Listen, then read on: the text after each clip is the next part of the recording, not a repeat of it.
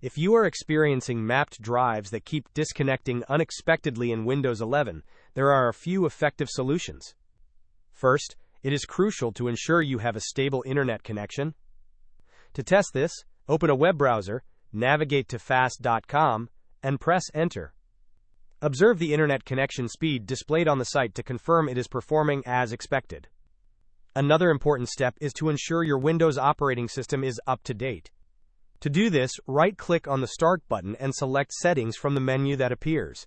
Once in Settings, navigate to the Windows Update tab. In the right pane, you will find an option to check for updates. Click on this to download and install any available updates for your system. Lastly, some third-party antivirus programs can sometimes interfere with network drive stability. It is recommended to temporarily remove any such software. To do this, right-click on the Start button and select Settings.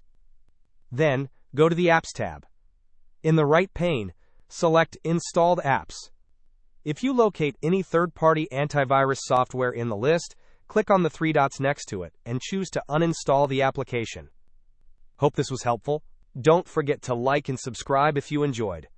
As always, thanks for watching, and I will see you in the next video.